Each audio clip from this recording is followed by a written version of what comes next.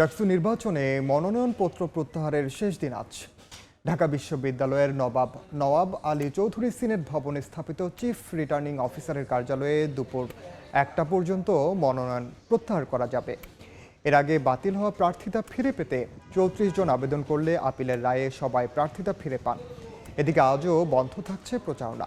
আগামীকাল থেকে শুরু হবে এবারের ডাকসু নির্বাচনের প্রচারণা।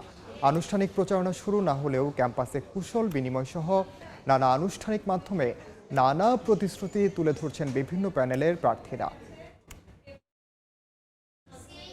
ছাত্র সংসদ নির্বাচন ঘিরে বিভিন্ন বিশ্ববিদ্যালয়ে উৎসবের আমেজে এই মুহূর্তে ঢাকা বিশ্ববিদ্যালয়ে আছেন সহকর্মী শাকির আহমেদ, জাহাঙ্গীরনগর বিশ্ববিদ্যালয়ে আছেন মুজাফফর হোসেন জয় এবং রাজশাহী বিশ্ববিদ্যালয়ে আছেন মওদুদ রানা।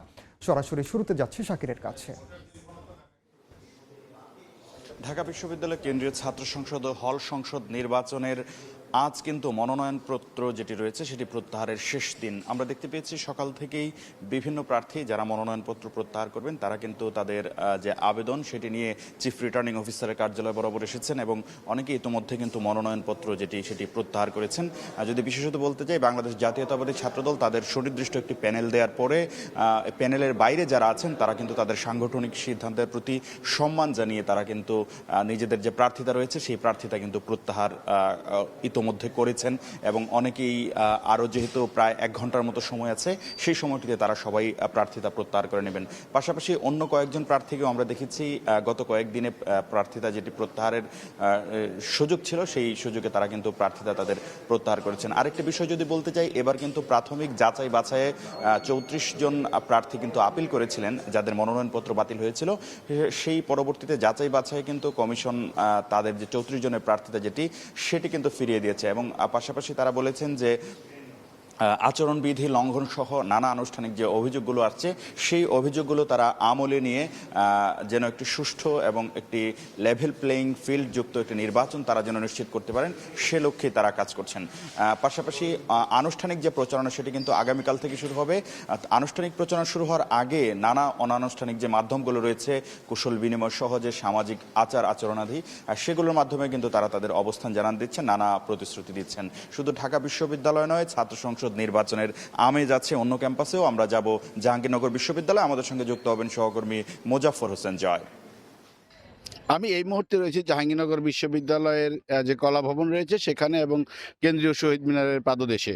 মূলত জাহাঙ্গীরনগর বিশ্ববিদ্যালয়ে আজকে কেন্দ্রীয় সংসদ নির্বাচন যে রয়েছে এবং হল সংসদ নির্বাচন রয়েছে সেই নির্বাচনের যে মনোনয়নপত্র যেগুলো জমা দেওয়া হয়েছিল তার যে খসড়া যাচাই বাছাইয়ের পর্ব সেই পর্ব শেষ করে বিকাল 4টা থেকে 5টা নাগাদ মূলত প্রার্থী তালিকা ঘোষণা করবেন নির্বাচন কমিশনার। আমাদেরকে যতটুকু জানিয়েছেন যে খসড়া তালিকা ভোটার খসড়া যে মনোনয়নপত্র রয়েছে সেই প্রার্থিতা ঘোষণা করা হবে। ইতিমধ্যেই আমরা জাহাঙ্গীরনগর বিশ্ববিদ্যালয়ে দেখতে পেয়েছি যে নির্বাচনের যে আমেজ সেটি শুরু হয়ে গিয়েছে, তবে মিশ্র প্রতিক্রিয়া রয়েছে। শিক্ষার্থীরা বলছেন যে মূলত নির্বাচন যেহেতু 11ই সেপ্টেম্বর, তার আগে কিন্তু বিশ্ববিদ্যালয়ের যে নির্বাচনের একটা পরিবেশ তৈরি করার প্রয়োজন ছিল সেই পরিবেশ এখনো তৈরি হয়নি। কথা উঠেছিল যে মূলত জাহাঙ্গীরনগর বিশ্ববিদ্যালয়ে যে অছাত্র রয়েছে তাদেরকে হল থেকে বের করে দিয়ে বহিরাগতদের আগমন সম্পূর্ণ নিষিদ্ধ করার কথা জানিয়ে ছিল। শিক্ষার্থীদের পক্ষ থেকে দাবি উঠেছিল এবং প্রার্থীদের পক্ষ থেকে দাবি উঠেছিল। এখানে প্রার্থীরা বলছেন যে সাধারণত বহিরাগতরা যদি ক্যাম্পাসে প্রবেশ করে নির্বাচন অনেকটা বাধাগ্রস্ত হবে, কালো টাকার ছড়াছড়ি হতে পারে, আইন শৃঙ্খলা পরিস্থিতির অবনতি ঘটতে পারে। যদিও প্রশাসনের পক্ষ থেকে বলা হচ্ছে যে পর্যাপ্ত পরিমাণে আইন শৃঙ্খলা বাহিনীর পুলিশ সদস্য, র্যাব সদস্য এমনকি সেনাবাহিনীর সদস্যদের মোতায়েন করার কথা বলা হয়েছে, কিন্তু সেক্ষেত্রে কিন্তু তারা বলছেন যে সেটি আলাদা বিষয়। কিন্তু তার আগে নির্বাচন যে সুষ্ঠু এবং অবাধ করার জন্য যে নির্বাচন প্রচারণা চলবে সেখানে কিন্তু কালো টাকা এবং কিন্তু সন্ত্রাসীদের আগমন ঘটতে পারে এই ক্যাম্পাসে, যার ফলে কিন্তু নির্বাচন অনেকটা বাধাগ্রস্ত হতে পারে বলে তারা ধারণা করছেন। তো আমার কাছে জাহাঙ্গীরনগর বিশ্ববিদ্যালয় থেকে আজকে নির্বাচনের এই ছিল সর্বশেষ তথ্য। আমরা এখন চলে যাব রাজশাহী বিশ্ববিদ্যালয়ে, সেখানে নির্বাচনের খবরাখবর জানাবেন আমাদের সহকর্মী মওদুদ রানা। ঘোষিত 15ই সেপ্টেম্বর রাজশাহী বিশ্ববিদ্যালয়ের কেন্দ্রীয় ছাত্র সংসদ নির্বাচন হবে নাকি ছাত্রদলের চাওয়া অনুযায়ী এই নির্বাচন পেছানো হবে? এই প্রশ্ন এখন রাজশাহী বিশ্ববিদ্যালয়ের ক্যাম্পাস জুড়ে, এবং এই ইস্যুতে ক্যাম্পাসে উত্তেজনাও ছড়িয়েছে। এই মুহূর্তে রাজশাহী বিশ্ববিদ্যালয়ের প্রশাসন ভবনের পাশে ছাত্রদল অবস্থান নিয়ে বিক্ষোভ এবং প্রতিবাদ সমাবেশ করছেন।